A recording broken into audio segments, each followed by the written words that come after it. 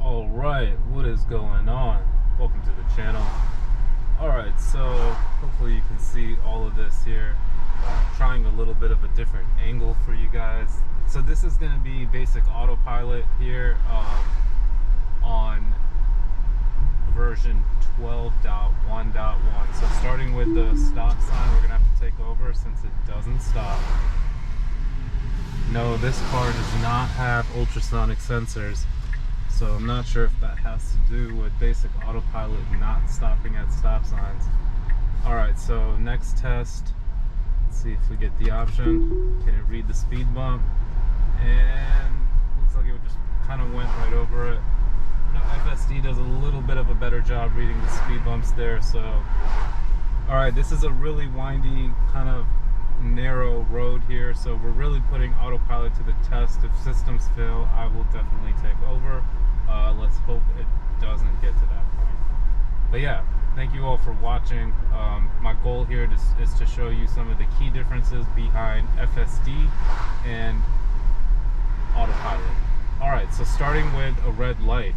Notice how the car comes to a nice gradual stop, but this red line is not lit up for some reason. So it seems like it recognizes it, but it doesn't know to stop for some reason.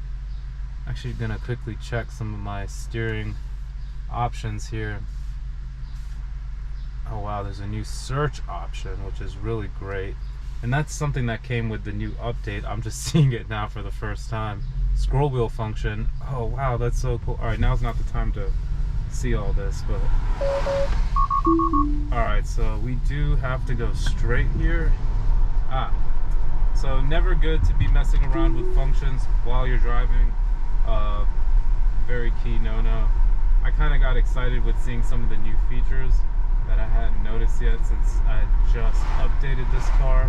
Wow, so that was a really sharp turn, and there was cars coming on really fast. Well, they weren't too fast, but it was really narrow, and you know, autopilot handled that. Again, I was ready to take over, but I noticed it was recognizing it and giving itself, I mean, there is enough space between two cars here, but it's pretty close.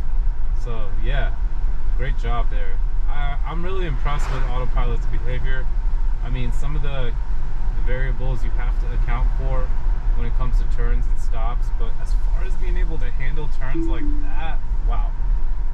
So I see a stop sign coming up, so I'm just going to automatically go ahead and take over, given that I know not FSD, autopilot doesn't stop. So if you know that it does with a ultrasonic sensor car, please comment below, because I would like to kind of hear the differences behind that, because as of now it's not working. I don't know if it's an option I selected or didn't select, but I will, you know, review that here. Alright, so here's a really sharp turn, and boom, autopilot nailed it. Nice. Alright, so here we go with some real narrow, lots of cars coming on both sides, and autopilot is doing the thing. I feel like it is FSD right now with the way it's turning on this road, because I wouldn't expect it to be able to handle this, but it actually can handle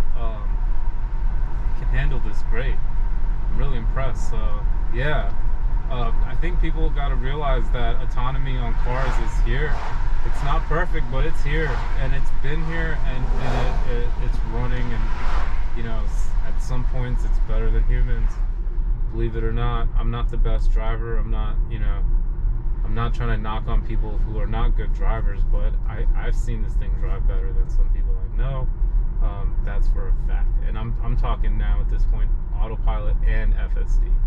Even like, just to know that autopilot is a basic free version and all Teslas do that as long as you have the hardware, then this is like, you know, a real force to be reckoned with when it comes to autonomy. I mean, it's not about the technology, you know. I think people need to realize that this is a mind shift here more than anything.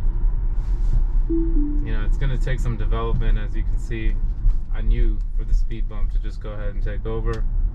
You know, I could have tested it, but I know FSD kind of gets like advancements prior when it comes to driving capabilities, but when it comes to software, all Teslas get all of that first. So that's kind of one thing I noticed. Like, for example, gear chime. I don't even have that on the FSD car yet, or some of the scroll wheel options. Like, that's pretty cool. Alright, so here we go with the tunnel. Always like driving through a tunnel. But yeah, and autopilot's in control.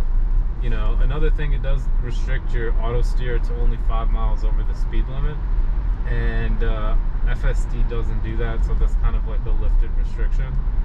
And you know, I guess that's okay, because you know, if you want to speed, then just turn off autopilot.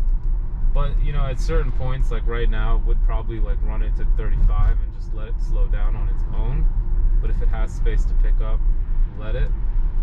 Here, it's probably good that it doesn't allow it, because it's a pretty like narrow, busy road. There's usually people biking on the sides, and as you saw that sign, horses are walking over here. Alright, so here we go with another stop sign. So we will come to a stop because there's a car in front of us, but nope, since he's gone now, I'm gonna have to come to a stop and then just go ahead and continue myself.